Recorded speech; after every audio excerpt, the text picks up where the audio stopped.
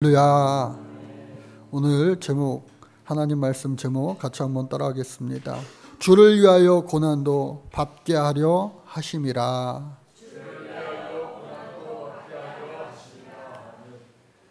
제 차가 이제 8년 되면서 경유차라 1년에 한 번씩 종합 검사를 받던 것을 올해서부터 이제 2번씩 받게 되었습니다. 지난주에 받고 왔는데 매년 12월을 이렇게 바쁠 때 가서 받아야 되니 그것도 참 쉬운 게 아니었는데, 또 6월, 7월 여름 행사 준비 막 시작하면서 더워지면서 그때 또 한 번을 가야만 합니다. 다행히 이번에는 기다리지 않고 빨리 다녀올 수가 있었는데, 이것도 뭐 고난이라면 고난일 수 있지만 또 뜻없는 고난이 아니라 안전을 위하여 우리 교인들 많이 함께 타고 다니고 또 가족들도 타고 다니고 또 생명이랑 이렇게 직결되는 그러한 내용이기 때문에 결코 고난이 아니다, 이렇게 좋은 쪽으로 생각을 했습니다. 그런데 해외 선교사님들, 해외에 나가서 복음 전하는 그 선교사님들 여러분들 만나고 이야기하다 보면 나라마다 각기 다르긴 하지만 이 비자 문제가 가장 큰 골칫거리 중에 하나예요. 비자가 영구 비자가 나오면은 뭐 편안하게 선교를 계속해 나갈 수 있는데, 그렇지 않으면 이게 날짜를 항상 기억해야 되고 또 해외에 억지로라도 나갔다 와야 되는 일이 생기는 거예요.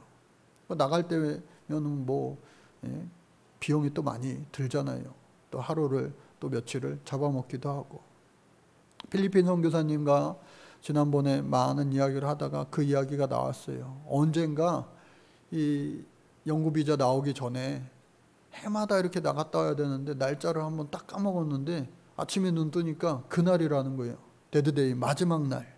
그래서 인터넷을 막 클릭해가지고 제일 싼 비행기를 찾아가지고 딱 갔는데 홍콩이었대요. 홍콩에 아침에 갔다가 저녁에 돌아왔다라고 이야기하는데 속으로 이야, 홍콩 갔다 와서 좋으시겠네. 남의 속도 모르고. 저는 그렇게 생각이 잠깐 들더라고요.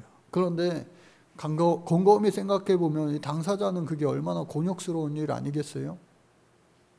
제주도 사시는 분들은 우리 제주도 놀러 가면 한 바퀴를 돌고 막 심지어 2바퀴를 돌 때도 있는데, 서귀포에서 저 제주 이렇게 왔다 갔다 하는 거를 엄청나게 큰 일이라고 제주도 사는 사람들은 여기잖아요. 그래서 보통 일이 아니겠다 싶은 거예요. 또 가까이 해외 나가시면서 사시는 분들 말고 우리나라를 생각해 보면 또 알 수가 있어요. 가끔가다 TV 매스컴에서 불법 체류 노동자들 추방한다, 일제히 강화 단속을 한다라고 하면요, 얼마나 많은 사람들이 또 벌벌 떨면서 막 본보기로 추방당하기도 하고, 또 실제로는 그들이 없으면은 또 우리 농촌도 또 공장도 또 요즘 식당 서빙하시는 분들, 그런 분들이 다 빠져나가면은 우리나라도 참 이미 힘든 지경에 이르렀다고들 하는데, 이게 참 이 비자 문제가 다른 나라에서 사는 사람들에게는 큰 문제구나. 여기 계신 분들 중에는 해외 안 나가시고 나 목사님 여권도 없는데요 하시는 분들도 있겠어요. 그러나 불편함이 없을 거예요. 왜? 한국에만 있으면 아무 불편함이 없죠.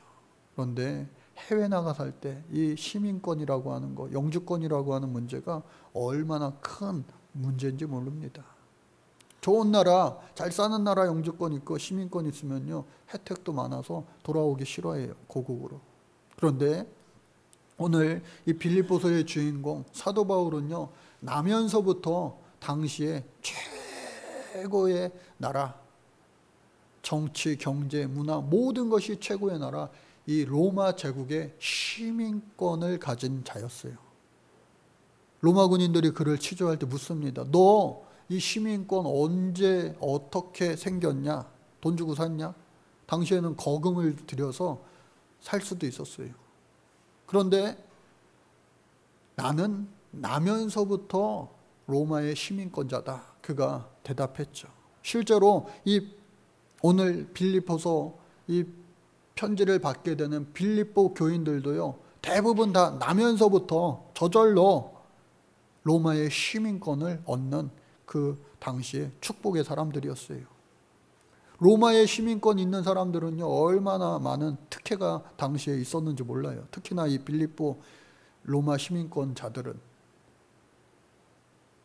감옥에 갇히지 않을, 재판을 온전히 받을, 그리고 황제에게 마지막 상소할 권한, 그러한 고유 권한과 더불어 세금도 면제받고 또 노동도 나라에서 하는 부역도 면제받는 그러한 특권이 있었다고 그래요. 그러한 특권 속에 살다가 예수 믿음으로 말미암아 고난당했어요. 사도 바울이 처음 빌립보에 갔을 때에 하나님 아는 사람이 거의 없었어요.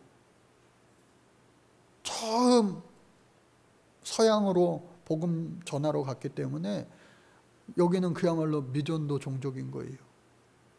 흔하디 흔한 회당조차 없어서 성 밖으로 나와 시냇가에 아낙네들이 빨래할 때 복음을 전하였는데, 하나님께서 그곳에서 유명한 이 루디아를 만나게 하시고 또 그 가족이 전부 다 세례받고 처음 개척 멤버, 첫 성도들이 되게 해주셨어요. 그리고 그것을 이제 가정교회 삼아서 전도하러 나갔다가 귀신 들린 여종, 그 여종의 귀신을 예수의 이름으로 쫓아내 주었는데 그 주인들, 여러 주주들이 바울을요 감옥에 가두게 한 거예요. 매도 맞았습니다. 재판도 없이. 처음부터 그가 나는 로마 시민권자인데 너희들 사람 잘못 봤어, 재판도 하지 않고 나를 감옥에 가도 매를 쳐? 이거 불법이야 라고 말할 수 있었지만, 여기에도 하나님 섭리가 있으려나 싶어 감옥에 가두었을 때 그 감옥에서 밤새 찬양하고 기도하고 간구하여 옥문이 열리고 그로 말미암아 간수와 그 가족이 세례받고 예수 믿게 되는 놀라운 역사, 또 그들이 모두가 루디아 가정과 함께 개척 멤버가 되어지는, 빌립보 교회의 초대 멤버가 되어지는 놀라운 역사가 있게 해 주셨다. 그러니까 이 고난도요, 그 고난 자체는 힘들고 아프고 속상한 그러한 일이지만 그 고난이 변하여 반드시 양약이 되고 축복이 되는 역사가 성경 곳곳에 또 우리의 일상 가운데 얼마나 많이 있는지 모릅니다. 그래서 그러한 그들에게 오늘 사도 바울은 그 빌립보 교인들에게 1장 지난 시간까지 칭찬 많이 해줬어요. 너희들 참 신앙생활 열심히 잘한다. 그리고 나를 위하여 이렇게 끝까지 지금 오랜 시간 동안 내 감옥에 있는데도 불구하고 헌금을 보내주고 후원을 해주고 아끼지 않는 너희들 참 고맙다. 그런데 너희들에게 당부할 것이 있다, 할 말이 있다 라고 하면서 오늘 본문의 말씀 크게 4가지를 전하는 거예요. 그 첫 번째가 뭐냐? 그리스도 복음에 합당하게 생활하라고 하는 거예요. 로마의 시민권 있는 자들로서, 로마 시민으로서 그냥 잘 먹고 잘 입고 누리며 살 수도 있지만 예수 믿음으로 말미암아 스스로 조심해야 되는 그러한 상황과 처지를 선택한 거예요. 당시에 예수 믿는 사람들은요 로마의 시장에 들어갈 수가 없었어요. 왜? 로마 시장에 들어갈 때 로마의 그 흉상 앞에 절하고 경배하고 마치 일본 천황폐하한테 절한 것처럼, 그것을 하지 않으니 예수 믿는 사람들은 시장에도 마음대로 갈 수 없었어요. 오늘날 여러분들 시장 못 가고 마트 못 가고 하면 참 어떻게 먹고 살아요? 힘들잖아요. 그러한 생활에 진짜 그 큰 불편을 감수하고 또 이루 말할 수 없는 환난과 핍박과 고난을 당함에도 불구하고 바울도 그랬는데, 처음 전한 바울도 그랬는데 하나님이 그를 살려주셨지. 좋은 일만 있는 게 아니라 지금 감옥에 있음에도 불구하고 걱정했는데 이 편지를 바꿔보니 나는 기뻐, 즐거워. 아, 이 사람은 로마 시민권자인데 우리와 같이 이 땅에 속한 사람이 아니라 하늘의 시민권을 가진 하늘에 속한 사람이구나 하면서요, 위로를 받게 되는 겁니다. 그래서 두 번째로 전하는 말이 뭐냐? 너희가 한 마음으로 서로 한 뜻으로 복음의 신앙을 위하여 협력하라 라고 하는 겁니다. 신앙생활할 때 여러분들 한 마음 한 뜻 되어 하면요, 별로 어려운 것이 없어요. 거칠 게 없어요. 얼마 전에 지난주죠, 삼계탕 봉사를 우리가 지역 주민들 100마리를 했는데 한 두세 마리 남고 다 팔렸어요. 속으로 그런 생각하신 분들이 계실 거예요. 야, 내가 장사하면 이렇게 장사되면 좋겠다. 완판. 그런데 참 며칠 전서부터 또 새벽부터 구슬땀 흘려가며 이렇게 수고하고 애쓰고 노력해봤자 우리에게 돌아오는 일당은 하나도 없어요. 그런데 그것이 허탈하고 속상한 그런 것이 아니라 우리가 협력하여 선을 이루니, 구제봉사를 하며 예수 그리스도의 사랑을 전하니 모두 다 일하는 성도님들이요, 천사 같은 거예요. 하늘의 천사, 날개 없는 천사, 기쁨과 감사함으로 그 봉사를 잘 감당한 겁니다.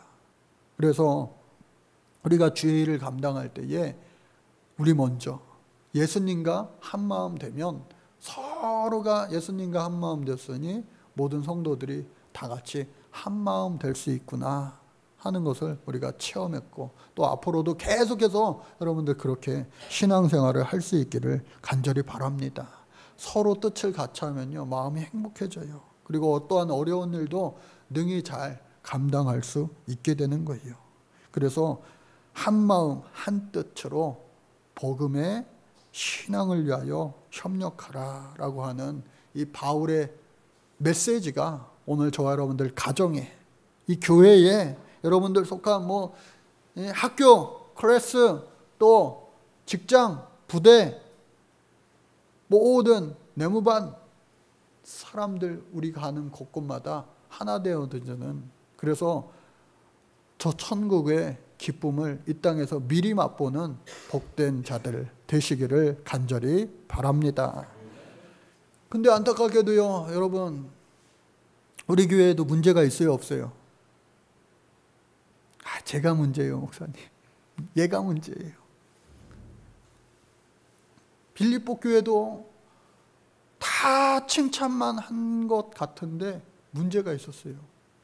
어떤 문제가 있었느냐? 먼저 교인들 사이에서 분쟁이 있었던 거예요. 열심히 잘하는 사람들일수록 항상 더욱더 겸손해야 된다. 한번 따라 볼까요? 더욱더 겸손해야 됩니다. 대부분의 교회들, 예나 지금이나 또 앞으로도 일 안 하는 사람들이, 교회 대충 나오는 사람들이 문제를 일으키는 거 아니에요. 앞장서서 열심히 일하는 사람들이 문제를 일으키는 거예요. 오늘 이 본문 말씀, 교인들 사이에 일어난 분쟁에 조심해라 그렇게 먼저 권면하는데, 나중에 가보면은요, 이름을 딱딱 밝히는 거예요. 유오디아와 순두계. 아마 오늘날 우리 교회로 따지면 여성교회 회장들인 거예요. 마음이 한마음 한 뜻이 안 돼서 감옥에 있는 이 사도 바울, 안 그래도 감옥에서 춥고 배고프고 힘들고 그럼에도 불구하고 기도하면서 이겨내고 있는데 싸운다는 얘기를 들으니 얼마나 속상하겠어요. 누구요? 유디오와 순두계. 유디아 권사님이랑 순두계 권사님이랑 싸운다는 거예요. 한마음 한뜻을 품으라. 여러분들 한마음 한뜻, 아까 말씀드렸죠? 될 수 있는 방법은, 사람끼리 한마음 한뜻 되기는 힘들어요. 내 생각은 이런데 제 생각은 이런데 안 돼요. 불가능합니다. 진작 통일될게요. 예수님과 내가 하나 될 때, 한마음 한뜻 될 때 예수님이라고 하는 공통 본무 때문에 우리는 하나 될 줄로 믿습니다. 그거예요. 여러분들 가정도 교회도. 또 뿐만 아니라 교회 안에 침투한 이단자들이 있는 거예요. 어떤 자들이냐? 바리새이적인 율법주의자들 와가지고요, 예수 잘 믿어야 돼. 잘 믿어야 돼. 그렇게 믿으면 안 돼. 하면서 할례를 받아야 돼. 할례를. 할례 받아야지 진짜 예수 잘 믿는 그 증거야. 할례 받았어? 할례만 받으면 되냐? 율법을 잘 지켜야 돼. 613가지 지키지도 못할 그 율법을 들이대면서 자기도 못 지키면서 지키라 지키라. 그거 잘못된 거예요. 물론 사랑의 권면, 믿음의 권면은 필요하지만 그게 극도로 조심해야 되고 극도로 정말로 조심스러운 거예요. 그런데 이것을 가지고 또 반대급부가 생겨났어요. 하도 율법 하니까 또 딴 사람이 야, 사도 바울이 말씀하시기를 뭐라고 말씀하셨느냐? 믿음만 있으면 구원받는다고 했는데 무슨 율법이 필요해? 쟤네들 까짜야 까짜. 믿음만 있으면 돼. 믿음으로 구원받는다. 바울 서신에 얼마나 그 구절이 많습니까? 그래서 믿기만 하면 돼. 오늘 이단 복음파 거기가 믿기만 하면요 아무리 많이 죄를 저질러도 천국 갈 수 있다고 얘기하는 거예요. 맞습니까? 아니에요.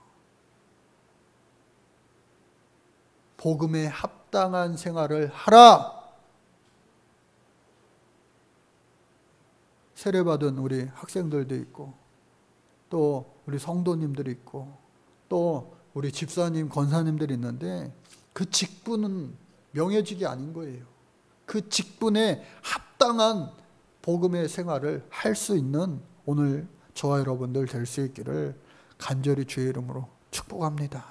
그렇게 하고 또 전하기를 이 사도 바울이 무슨 일이든지 대적하는 자들 때문에 두려워하지 말라. 복음에 합당한 생활을 하고 한마음 한뜻으로 복음의 일에 협력하고 세 번째 무슨 일이든지 대적하는 자들 때문에 두려워하지 말라. 여러분 대적자들이 우리 인생 가운데 늘 따라다니기 마련입니다. 늘 있어요. 없는 사람은요 산속에서 홀로 사는 사람밖에 없어요. 혼자 사는 사람. 그런데 우리는 그러한 진공 상태에서 사는 사람이 없는 거예요. 다 얼마나 많은 사람을 만나며 삽니까? 그런데 다 좋은 사람만 있는 게 아니라 대적자가 생기기 마련인 거예요. 여기서 말하는 대적자는 믿음의 대적자, 유대주의자들, 유대교인들, 예수님 믿지 않는 기독교인들을 이단자들이라 여기는, 그래서 사도 바울도 예수 믿기 전에 예수 믿는 사람들 붙잡아다가 감옥에 가두는 일을 얼마나 열심히 했습니까? 그와 같이 예수 믿는 사람들을요 괴롭히는 거예요. 못 살게 구는 거예요. 또한 로마인들이 그들과 합세하여 또 이들을 박해하는 거예요. 그래서 기독교 초기에 얼마나 그 순교자들이 많습니까? 예수님의 12제자들 사도 요한을 제외하고 다 순교한 거 아니겠어요? 그래서 이 빌립보 교인들에게 그러한 대적자들 있지. 나도 그러한 대적자들로 말미암아 내가 감옥에 갇혔는데, 그리고 빌립보에서도 내가 감옥에 갇혔었는데, 그러나 하나님이 이기게 해주신다. 두려워하지 마. 그리스도인들의 특권은 최후 승리자가 되게 해 주시는 거야. 오늘 저와 여러분들 최후 승리자 될 줄로 믿습니다. 천국이 우리의 것인 줄로 믿습니다. 그래서 기쁜 거예요. 강준민 목사님이라고 하는 책을 많이 좋은 책들을 많이 쓰신 영성가죠. 그 강준민 목사님 가장 저는 최근에 읽은 책이 리더의 고독이라고 하는 책이에요. 이 목사님도 정말로 고난과 환난을 정말로 뼈저리게 이렇게 느끼시고 살도 많이 빠지시고 힘드셨는데 그 회복하시고 난 다음에 쓴 책이 바로 이 리더의 고독이라고 하는 책이에요. 근데 그 책에서도 많이 그런 자신의 내용들도 나오지만 또 얼마 전에 그 목회서신 글을 제가 읽었어요. 오늘 말씀과도 이어지기 때문에 제가 그걸 잠시 소개해드리면, 제 생애를 변화시킨 짧은 글이 있습니다. 짧지만 좋은 문장은 쉽고 깊이가 있습니다. 어두운 눈을 밝혀주고 깊은 깨달음을 선물해 줍니다. 제가 침체의 늪에서 힘들어할 때 읽었던 짧은 글 중에 칼 매닝거의 글에 사건보다 중요한 것은 해석이다 라는 말이 있습니다. 한번 따라해 볼까요? 사건보다 중요한 것은 해석이다. 이 말은 우리가 뭐 많이 이미 들은 말일 겁니다. 우리식으로 따지면은 더 쉬운 말이 있어요. 꿈보다 중요한 건 해몽이다. 꿈보다 중요한 건 해몽이다. 그러니까 사건보다 중요한 것은 해석이라는 거예요. 사건이 일어나면요, 여러 가지 이름을 붙일 수가 있어요. 실패, 시련, 실수, 고난, 고통, 역경, 시련, 거절당함, 버림받음 등등 많은 말을, 부정적인 말을 갖다 붙일 수 있지만, 그러나 그 고난이, 아픔이, 시련이 도리어 그에게 양약이 되고 기쁨이 되고 감사가 되는 놀라운 일들이 성경 인물 가운데 얼마나 많은지 몰라요. 또 우리 신앙생활하면서 그러한 일들이 우리 주변에 얼마나 많이 일어나고 또 저에게도 여러분들에게도 이미 일어났을 수 있어요. 중요한 것은 뭐냐? 여러분, 사건보다 더 중요한 것이 뭐라고요? 해석이다. 그 사실을 여러분들 잊지 마시고 좋은 해석하며 살아갈 수 있기를 간절히 바랍니다. 그런 성경에서 한 사람 인물을 소개해 드리면은 대표적인 사람 요셉이라고 하는 사람이 있어요. 요셉. 이 사람 생각해 보면 얼마나 불쌍한 사람이에요. 아버지 사랑을 독차지하긴 했지만 형이 10명이에요. 10명. 그 형들이 얼마나 핍박하고 미워하고 뒤에서 꼬집고 때리고 엎어치기 하고 힘들게 하는지 몰라요.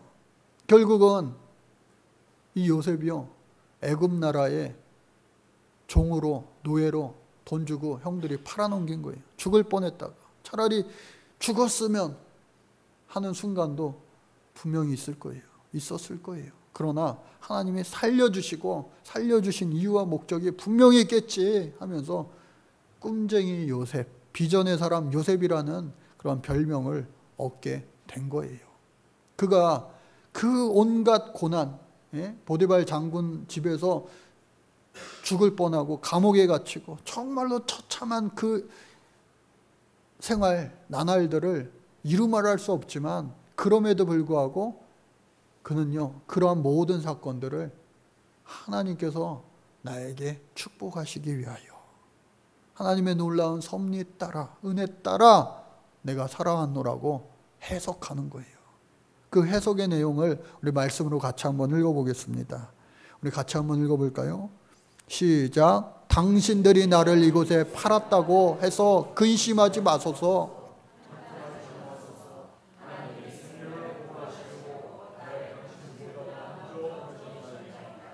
아멘.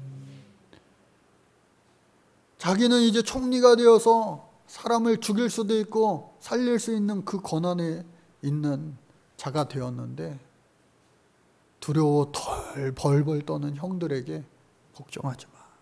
안 죽여. 하나님이 나를 보내신 거예요. 이와 같이 전화위복의 이야기를 지금 하고 있는 거예요. 또 다음 말씀요. 시작. 하나님이 큰 구원으로 당신들의 생명을 보존하고 당신들의 후손을 세상에 두시려고 나를 당신들보다 먼저 보내셨나니 그런즉 나를 이리로 보낸 이는 당신들이 아니요 하나님이시라. 하나님이 나를 바로에게 아버지로 삼으시고 그 온 집의 주로 삼으시며 애굽 온 땅의 통치자로 삼으셨나이다. 하나님께서 그를 애굽의 총리 되게 하셔서 그 극심한 가뭄 때에 아사자가 속출하는 그때에 모든 가족들을 다 살게 하시려고, 대가 끊어지면 이스라엘 민족도 다 끝인데 그 대를 잇게 하시고 축복해 주셨다. 살려주셨다. 이 한 사람으로 말미암아. 그것이 바로 다 형들 덕분이요. 이 말하는 게 쉽게 가능합니까? 가능 안 하죠. 이렇게 하실 분들 계세요? 아이고, 못하죠. 그러나 요셉은 이와 같이 고백한 거예요. 마지막 말씀 하나 더 읽겠습니다. 시작.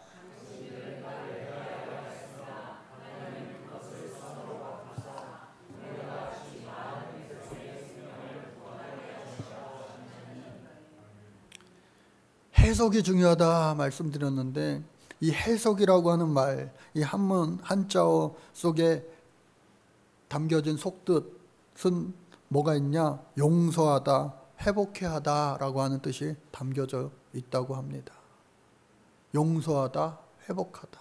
그러니까 내가 지금 아프고 속상하고 경제적으로 어렵고 인간관계에서 힘들고 모든 상황들이 정말로 왜 이렇게 굽이 꼬여도 한참을 꽈배기처럼 계속 꼬여만 갈까라고 하는 그 가운데서도 변함없는 사실은 뭐냐?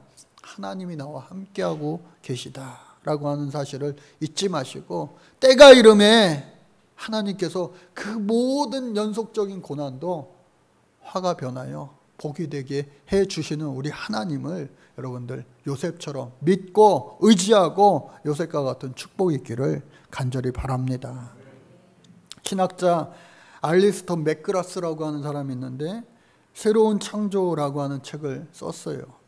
그 책에서 보면 우리는 하나님의 형상을 닮은 존재로, 우리에게는 하나님의 고유적인 특성이 있는데 창조하시는 분이에요. 사람들도요, 그 창조성을 가지고 태어났다. 그래서 사람들이 새로운 것을 발명하고 발견하고 막 새로운 것을 추구하잖아요.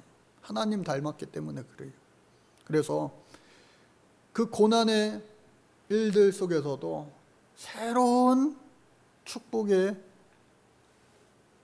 길이 분명히 나 있는데, 그 길을 여러분들 찾고 만들고 없던 길도 하나님 예비하신 그 길로 걸어갈 수 있들, 그 길이요 시온의 대로처럼 활짝 열리게 되시기에 될 줄로 믿습니다. 그게 바로 믿음이에요.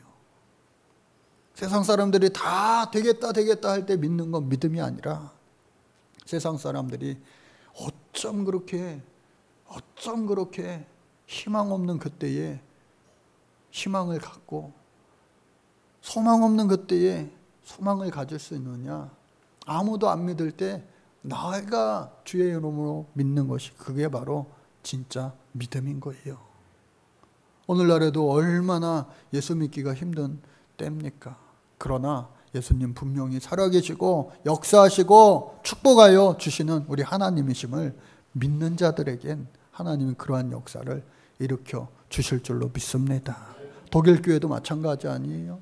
아까 우크라이나 이야기를 하면서 하나님의 그 고난 속에서도 이루어 가시는 하나님의 그 놀라운 섭리가 얼마나 크고 놀랍습니까? 마지막으로, 그리스도를 믿는 것은 믿는 자들에게 은혜만 주시는 것이 아니라 주를 위하여 고난도 받게 하려 하심이라. 아멘이 확 작아지네요. 예수 잘 믿는다고 해도 고난을 좋아하실 분은 없어요. 고난아 환난아 내게 오너라 찬양은 해도 저리 가, 반사.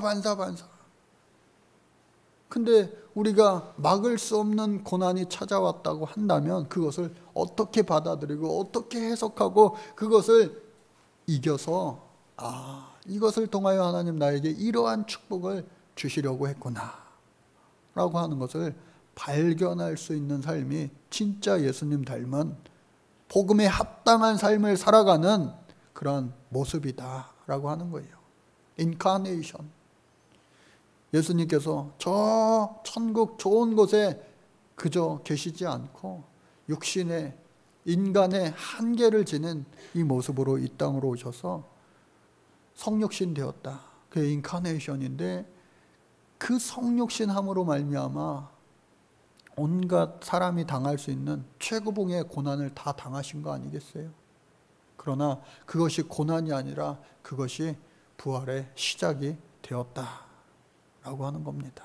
이것이 바로 우리 기독교의 예수님 믿는 사람들의 신앙의 절정인 거예요. 절정에서 맛볼 수 있는 하나님 주시는 기쁨과 감사를 오늘 저와 여러분들도 누릴 수 있기를 간절히 바랍니다.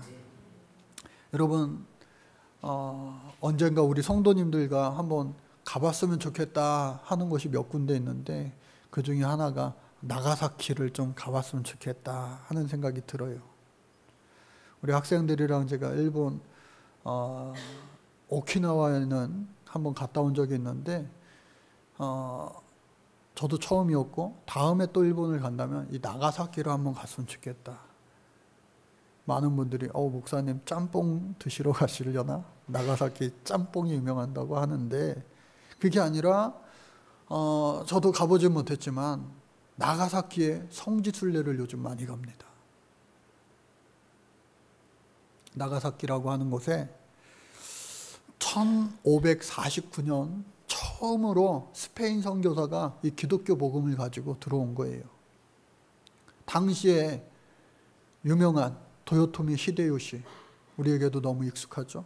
그리고 그 뒤를 이은 도쿠가와 이에야스, 이 두 사람 때에 얼마나 기독교 박해가 심했는지 몰라요. 와서 복음 전하면요, 뭐 옛날 우리나라도 기독교 박해가 심했고 절두산을 비롯하여 여러 기독교 성지가 있지만 이 나가사키 지역에 이때에 예수 믿는다고 순교당한 사람이 무려 30만 명이라는 거예요. 30만 명. 배교하면 살 수 있는데 배교하지 않겠습니다. 순교의 길을 택하겠습니다 하면서 죽어간 사람들이 무려 30만 명이라는 거예요. 오늘도 그곳 유적지에 가보면요, 1597년 26명이 커다란 십자가에 한꺼번에 매달려 죽은 그 십자가 상이 있대요. 26인 순교비. 또 131명이 순교한 호쿠바로 처형장이 있고 또 수많은 믿는 사람들이 감옥에 갇혔던 그 감옥터가 있다고 하는 겁니다. 그런데 놀라운 것은 뭐냐? 온갖 고문에 죽어가고 또 일본 하면 유명한 것이 온천이잖아요. 몇 도를 좋아하세요? 따뜻한 물, 좋은 물. 너무 뜨거우면 찬물을 섞어가지고 이제 알맞은 온도를 만드는데 이 온천 중에 팔팔 끓는 온천도 있나 봐요. 사람들이 도저히 들어가면 안 되는 그러한 곳에 예수 믿는 사람들을요 밀어넣고 예수 안 믿는다고 하면 꺼내줄게 해서 그 끓는 물에 삶아 죽은 그런 순교자들도 많다고 그래요. 그런 아픔이 서려있는, 상처가 서려있는 그곳이지만 시간이 지난 다음 지금 이 나가사키 지역에는요, 놀랍게도 다른 도시에 비해서 예수 믿는 사람들이, 그 순교자들의 후손들이 대를 이어서 예수를 잘 믿는 그런 사람들이 많다고 그래요. 결코 그들의 순교가 고난 그 자체로 끝난 것이 아니라 죽어지고 썩어져 많은 열매를, 그 후손들에게 믿음의 열매를 전해주었다고 하는 겁니다. 그래서 오늘 저와 여러분들 마찬가지로 히브리서 말씀에서 예수 그리스도께서 우리 믿는 자들을 위하여 친히 고난 받으신 것처럼, 그러기에 우리 성도들도, 믿는 자들도 당하는 고난의 아픔을 하나님께서, 예수님께서 아신다.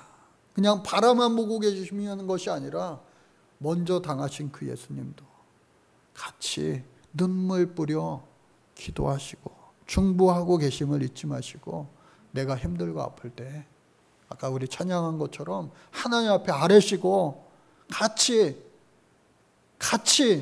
그 마음을 함께 하시고 이기게 하시고 또 영광 받으시고 감사 받으실 그 하나님 앞에 아뢰시며 함께 하시며 능력으로도 이길 수 있기를 간절히 바랍니다. 그래서 로마서 8장 18절, 현재 고난은 장차 받을 영광과 좋게 비교할 수 없다 라고 하는 이 사도 바울의 고백이 우리 오늘 성도님들의 믿음의 고백 똑같이 되어질 수 있기를 간절히 바랍니다. 그런데요, 이 고난도요, 예수님을 사랑하는 고난, 예수님을 위하여 나도 고난도 받겠다라고 하는 그 사랑과 믿음이 있으면요, 고난이 아닌 거예요. 제가 신학교 입학해서 군대 가기 전에 친한 친구가 한 명 있었는데 그 친구가 어느 날 갑자기 아르바이트 하는데요, 바빠졌어요. 한 3개월 이상 이렇게 막 열심히 아르바이트를 막 해요. 야, 뭐 이렇게 돈 벌어가지고 뭐 하려고 아르바이트 하냐 했더니 자기가 좋아하는 여자친구가 생겼는데 아르바이트 해가지고 3개월치를 한꺼번에 해가지고 좋은 선물을 사서 주려고 한다는 거예요. 지금 와서 생각하니까 그 부모님이 얼마나 좋아했을까, 기뻐하셨을까 생각이 드는 거예요.